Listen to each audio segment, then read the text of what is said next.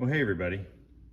I have some bee woodworking projects to do, but before I do that, I need to change the blade in the arm saw. So I have a video just on some basic things that this arm saw can do, why do I like them, and all that fun stuff.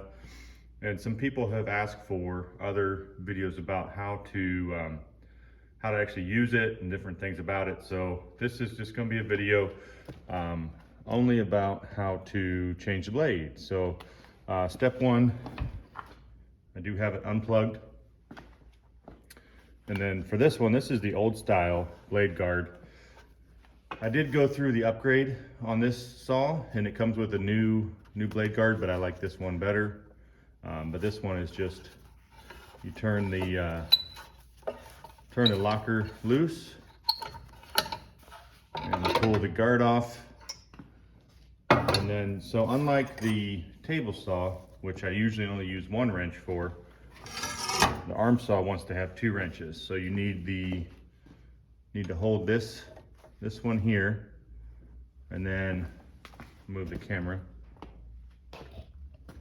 You need to do this one here.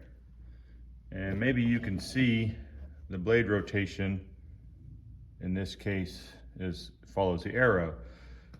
So your nut is going to tighten with the turn.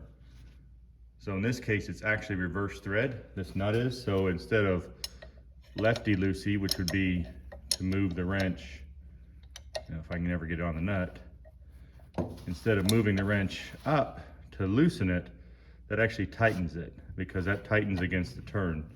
So in our case, it's going to be righty loosey. And we just take this off.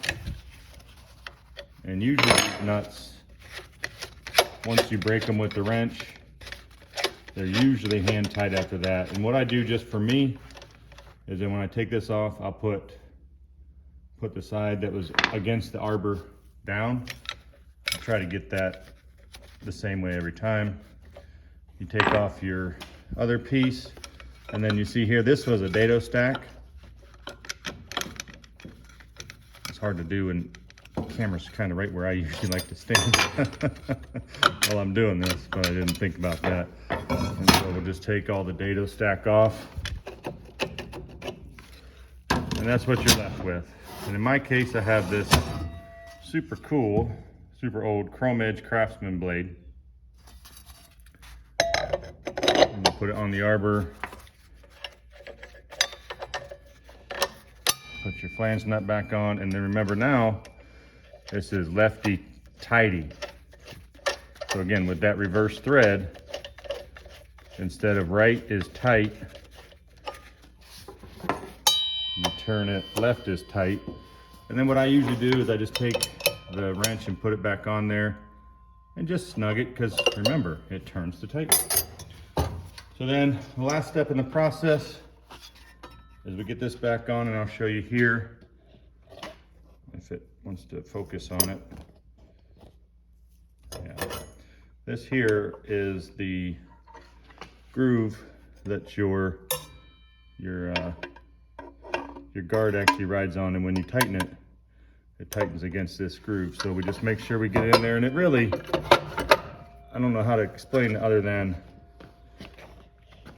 you can feel it if it's right, and you can feel it if it's wrong. We'll just tighten this down until we're tight and snug, and then we can lower the blade. That's not part of this, but if you see here, I have lower, raise. I have to remind myself, and I'll just put it down into the groove so that we're cutting all the way through the board. Plug it in, and we'll be ready to cut.